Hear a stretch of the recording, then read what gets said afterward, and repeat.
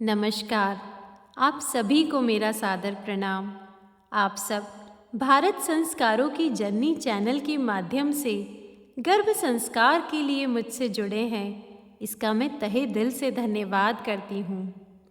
सच बताऊँ, मेरे लिए यह गर्भ संस्कार का विषय तब शुरू हुआ था जब मैं एक बेबी प्लान कर रही थी। तब मैं भी हर माँ की तरह अपने बच्चे के लिए सभी चीज़ें सबसे ज़्यादा अच्छी चाहती थी। मैं चाहती थी कि मेरा बच्चा लाखों में नहीं, करोड़ों में एक हो। वह शरीर, मन और आत्मा से खूबसूरत हो, बुद्धि से तेज और इतना साहसी हो कि जीवन के उतार चढ़ाव, कठिनाइयों में अगर मैं उसके साथ ना भी हो तब भी वह उसका सामना मजबूती से कर पाए। वह स्वयं अपनी राहें बनाने में सक्षम हो।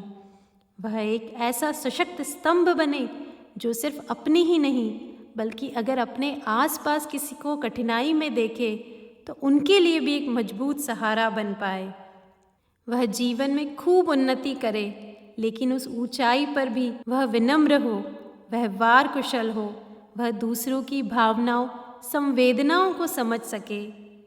तब एक पल के लिए लगा, क्या यह संभव है? और है तो कैसे? क्योंकि वर्तमान समय में हमने सारी सुविधाएं तो पा ली है, पर लगता है जैसे सच्चे और अच्छे लोगों की कमी के कारण जीवन में सुख शांति कहीं खो सी गई है। हम सभी चाहते हैं कि हमारे घर परिवार में सभी अच्छे संस्कारी हो, पर प्रश्न यह है कि अच्छे और सच्चे संस्कारवान मानव का निर्माण हो तो कैसे हो? कैसे एक ऐसी संतान पाई जाए जो बुद्धि से तेज हो, जो मन से प्रसन्न और शरीर से खूबसूरत हो? कैसे उसकी वह नींव मजबूत कर दी जाए कि जीवन भर गलत आदतें, बुरी संगत और दुर्व्यसनों में ना फंसे? क्या करे कि वह सदैव सन्मार्ग पर आगे बढ़े, परिवार का नाम रोशन करे और घर में सदा प्यार भरा माहौल रहे। तब सोचती थी, क्या यह सब पाना सिर्फ स्वप्न या किस्मत है?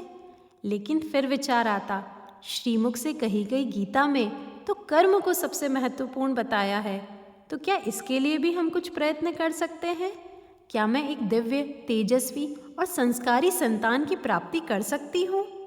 तब इसके लिए मैंने बहुत अध्ययन किया, लगभग 2000 से ज़्यादा घंटे, वर्ल्ड के बेस्ट ऑथर्स को पढ़ा, इससे जुड़ी आज के समय में सभी महत्वपूर्ण रिसर्च और थेरेपीज़ को जाना, हमारे उपनिषद और पौराणिक ज्ञान को समझा, देश में अलग अलग जगह अपनाई जा रही पद्धतियों को समझा और जाना मन वांछित शुभ संस्कारी संतान पाने का तरीका हमारे ऋषियों ने पहले ही दे दिया था। इसीलिए तो जो मानव के लिए 16 संस्कार बताए, उनमें सर्वप्रथम गर्भ संस्कार बताया गया। इसमें ध्यान देने वाली ज़रूरी बात यह है कि हमारे ऋषियों ने बताया कि कैसे सर्वप्रथम एक दिव्य आत्मा को अंतरिक्ष से आमंत्रित किया जाए। इसलिए गर्भाधान, कंसेप्शन से भी पूर्व संतान के लिए पहला संस्कार करवाया गया। फिर उसके बाद गर्भ में ही शिक्षण हो, इसलिए उन्होंने गर्भ संस्कार प्रक्रिया बताई। और आज विज्ञान ने भी माना कि गर्भ में ही बच्चे की सीखने की प्रक्रिया आरंभ हो जाती है। इसमें मुझे एक प्रसंग भी याद आता है कि आज के समय में ही एक बहुत बड़े धर्मगुरु के पास एक माता जाकर कहती है कि मुझे मेरे 2 साल की संतान को संस्कारित करना है, मार्ग दिखाइए। तब वे कहते हैं, देखिए आप 3 वर्ष लेट हो चुकी है, संतान का शिक्षण तो गर्भकाल से ही प्रारंभ हो जाता है। अतः माता पिता इस समय के महत्व को समझे, यह भी समझे कि संतान ही माता पिता का सबसे अमूल्य खजाना है, जिसकी कीमत सोने, चांदी या कागज के नोटों से नहीं नापी जा सकती। एक उत्तम संतान अपनी 7 पीढ़ियों का नाम रोशन कर सकती है और एक कुमार्गी संतान अपनी 7 पीढ़ियों का नाम खराब कर सकती है। आप सोचिए, इतिहास साक्षी है, एक अर्जुन ने अपने गांडीव से कौरवों का विध्वंस कर डाला, एक समुद्रगुप्त ने चक्रवर्ती सम्राट बनकर संपूर्ण भारत को एक छत्र के नीचे ला दिया, एक शिवा ने मुगलों की दांत खट्टे कर दिए, एक गौतम बुद्ध ने पूरे एशिया में अपने करोड़ों अनुयायी पैदा कर दिए। एक नेपोलियन बोनापार्ट ने संपूर्ण फ्रांस में क्रांति ला दी। एक रानी लक्ष्मीबाई ने अंग्रेजों की नींदें उड़ा दी। यह सभी भी साधारण मानव तन लेकर जन्मे थे, परंतु उन्होंने अपने जीवन को सार्थक किया, अपने माता पिता का नाम रोशन किया। वास्तव में ऐसी संतानें ही देश की ज़रूरत है और हर माता पिता की ख्वाहिश होती है। कौन माता पिता नहीं चाहते कि उनके घर कलाम या विवेकानंद जैसी संतान का जन्म हो, जो परिवार, समाज और देश का नाम ऊंचा उठाए, खूब सफलता पाए। लेकिन महान वस्तुओं के लिए सही दिशा में प्रयत्न भी करने पड़ते हैं। हमारे पुराणों में भी बताया जाता है, देवकी और वासुदेव की पूर्व जन्म की तपस्या से प्रसन्न होकर भगवान कृष्ण उनकी कोख से जन्मे थे। माँ कुंती को इंद्र, वायु और अश्विनी की तपस्या करनी पड़ी थी, तब 5 पांडव पैदा हुए थे। जीजाबाई के मन में मुगलों के विरुद्ध भारी गुस्सा था और वो चाहती थी कि उनकी संतान मुगलों के विरुद्ध लड़े। तब उनके इन्हीं भावों को लेकर शिवाजी उत्पन्न हुए थे। स्वामी विवेकानंद जी की माँ भी निरंतर शिव आराधना करती थी। तब विश्व विजयी स्वामी विवेकानंद को गोद में खिलाने का सौभाग्य मिला था। यह सभी उदाहरण तो पौराणिक है, पर इसमें सत्य यह है कि आज भी अगर हम श्रेष्ठ संतान चाहते हैं तो इसके लिए हमें शुभ प्रयत्न करना ही शुभ फल देगा। माता पिता जैसी संतान चाहते हैं, उन्हें उसी अनुरूप अपने आचार, विचार, व्यवहार, खान पीन और जीवन अपनाना होगा और हम इसमें आपकी पूरी तरह मदद कर सकते हैं। आप एक दिव्य संतान को कैसे पाए, आप एक मनवांछित संतान को कैसे पाए, इसके लिए हम आपको विशेष मार्गदर्शन प्रदान कर सकते हैं। क्योंकि यह मैं अपने अनुभव से कहती हूँ कि अगर एक बार आप अपनी गर्भावस्था में गर्भ संस्कार की सारी बातें अगर अच्छे से फॉलो करती हैं तो यकीन मानिए जीवन भर की पेरेंटिंग बहुत आसान हो जाती है। गर्भ संस्कारी बच्चे अपेक्षाकृत बहुत समझदार और शांत स्वभाव के होते हैं। रोतलू या चिड़चिड़े भी बिल्कुल नहीं होते। गर्भवती ध्यान दे, गर्भावस्था जीवन का सबसे महत्वपूर्ण और खूबसूरत पल होता है, पर यह जिम्मेदारी सामान्य नहीं होती। भावी माता पिता को यह नहीं मानना चाहिए कि प्राकृतिक रूप से ही संपूर्ण पोषण प्राप्त हो जाएगा। आज बड़ी बड़ी रिसर्च आ गई है कि गर्भ में ही शिशु का 70% से अधिक ब्रेन डेवलप हो जाता है। जिस पर ध्यान ना दिया जाए तो उसकी सही प्रोग्रामिंग नहीं हो पाती। हमारा सबकॉन्शियस माइंड जो हमारी रूटीन एक्टिविटी का 95% तक कंट्रोल करता है, वह सब गर्भावस्था में ही तैयार हो जाता है। लेकिन इस पर आज किसी का ध्यान ही नहीं है। आप सोचिए, एक सीजन की फसल के लिए भी किसान सही बीज, सही समय पर बीजारोपण, सही खाद पानी, धूप, सही कीटनाशक सबका उपयोग करता है, तब एक अच्छी फसल मिलती है। तो आपको क्या लगता है, यह जो गर्भ में संतान बन रही है उसके लिए सिर्फ बीज डालना पर्याप्त है? आप में से कई लोग वर्किंग होंगे, उन्हें पता होगा कि फैक्ट्री या कंपनी से जब कोई नया प्रोडक्ट रिलीज होता है तो किस प्रकार सारे विशेषज्ञ कितनी बारीकी से उसके हर पहलू की जांच करते हैं और उपलब्ध साधनों में उसका सर्वोत्तम रूप निकालने का प्रयास करते हैं। तो यह जो मानव कृति गर्भ में पल रही है, वह किसी भी कीमती वस्तु से भी 1000 गुना ज़्यादा अनमोल और उपयोगी है। क्या इसके निर्माण में भी हमें पूर्ण सतर्कता व संपूर्ण पोषण को महत्व नहीं देना चाहिए? विज्ञान ने भी इसे स्वीकारा है कि अगर गर्भ में शिशु का सही पोषण ना मिले तो वह शारीरिक और मानसिक दुर्बलता जीवन भर शिशु के साथ रहती है और बाद में उसका उचित उपचार मिलना भी अति कठिन हो जाता है।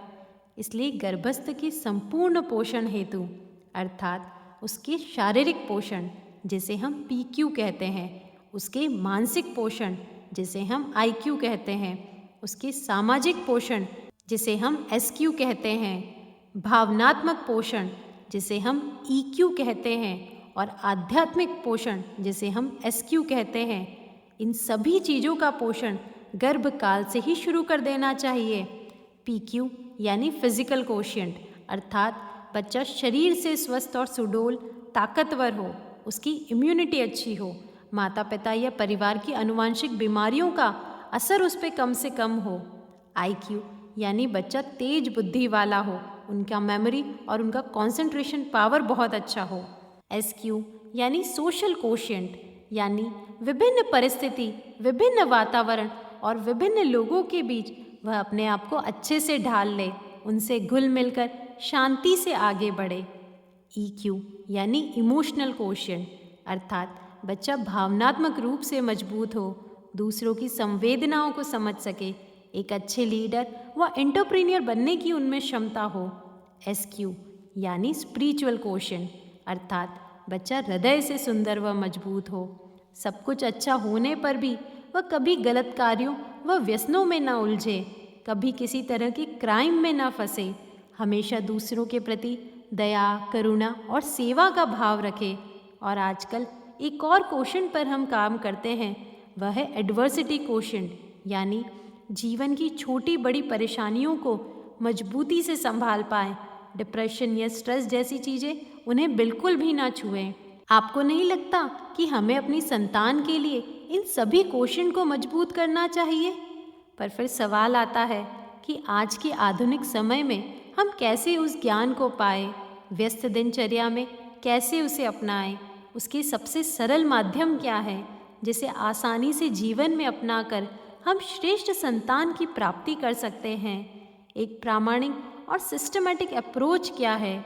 इसके लिए इन्हीं सब सवालों के लिए हम अपनी गर्भ संस्कार क्लास लेकर आए हैं, जो आपको पूरी तरह गाइड करेंगे कि आपको किस प्रकार गर्भधारण के पूर्व की तैयारी करनी है, गर्भधारण कब, कहाँ और किन विशेष मंत्रों और भावों के साथ करना है, संस्कार क्या होते हैं, संस्कार कितने प्रकार के होते हैं, गर्भ संस्कार क्या होता है, गर्भ में पल रही संतान की संपूर्ण विकास से कैसे उसे पोषण दे, कैसे उसका समग्र विकास करे, कैसे संवाद करें, कौन सा म्यूज़िक सुने, क्या आदर्श दिनचर्या अपनाएं, कैसे अपने काम के साथ वह सब बड़ी सरलता से आप कर सकते हैं, यह हम अपनी क्लास में बताते हैं। हमारी संस्कृति में कहा गया है, माता निर्माति भवतः अर्थात माँ ही निर्माण करती है। एक श्रेष्ठ संतान का निर्माण हो सके, इसके लिए आज की माताएं गर्भ संस्कार की परंपरा से अवश्य जुड़े। जीवन के इस अति महत्वपूर्ण अवसर का श्रेष्ठतम उपयोग करके एक ओजस्वी, तेजस्वी, वर्चस्वी और दिव्य संतान को जन्म दे। जिस प्रकार आज के समय में हम सभी सुरक्षित रहने के लिए बहुत सारे प्लान्स और इंश्योरेंस लेते हैं, आइए इस बार आपकी अनमोल संतान के लिए उनके जीवन के सबसे महत्वपूर्ण समय पर उनके सुखद भविष्य के लिए इन्वेस्टमेंट करें।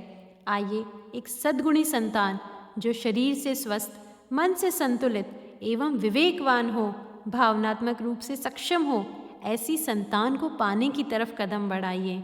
हम जो गर्भ संस्कार की कक्षा देते हैं उसमें हम कई महत्वपूर्ण पहलुओं को बताते हैं।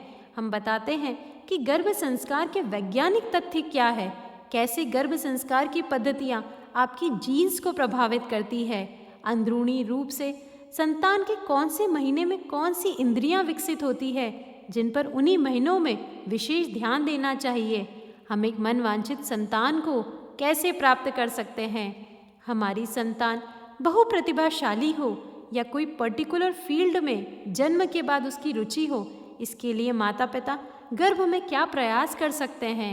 हम आपको बताएंगे गर्भावस्था में अपनाई जाने वाली विशेष माता की दिनचर्या क्या होनी चाहिए। धार्मिक प्रथा के अनुसार संतान के गर्भ में आने के बाद पुंसवन संस्कार कब और कैसे किया जाता है, उसके महत्व क्या होते हैं।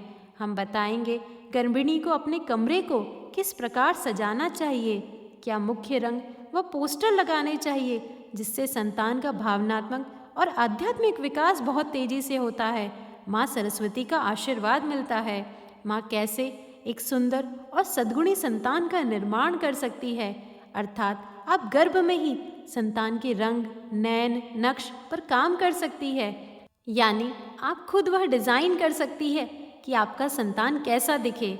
आपकी संतान मानसिक रूप से संतुलित, प्रतिभाशाली और ऊर्जावान हो, इसके लिए हीलिंग और चक्रा मेडिटेशन की प्रक्रिया क्या होती है और साथ ही हम इसके लिए आपको हमारे कुछ प्रीमियम वीडियोस का भी एक्सेस देते हैं।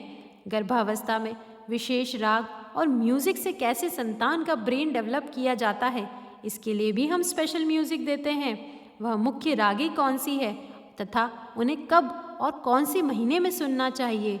ज्योतिष शास्त्र के अनुसार गर्भिणी को हर महीने क्या विशेष कार्य करने चाहिए। आज के समय में हम सभी नॉर्मल डिलीवरी के फ़ायदों को समझते हैं, अतः हम उसके लिए भी आपको विशेष मार्गदर्शन देंगे और हम माता को संतान के जन्म के बाद भी संतान के संपूर्ण विकास के लिए किन किन विशेष बातों का ध्यान रखना चाहिए वह बताएंगे। इसके साथ ही जो माताओं को ब्रेस्ट फीडिंग या संतान के पालन में जो कुछ मुख्य कठिनाई आती है उसके लिए भी विशेष मार्गदर्शन दिया जाता है। हमारा प्रयास है कि ऐसा सरल मार्ग बताया जाए जिससे हर गर्भवती अपनी दिनचर्या के साथ अपना भी सके और संतान को संपूर्ण पोषण देकर एक श्रेष्ठ संतान की प्राप्ति कर सकते हैं। अगर आप हमारी कक्षा से जुड़ना चाहते हैं या किसी भी तरह के आपकी गर्भ संस्कार कक्षा से जुड़े कोई और सवाल है तो नीचे दिए गए फॉर्म को ज़रूर भरें।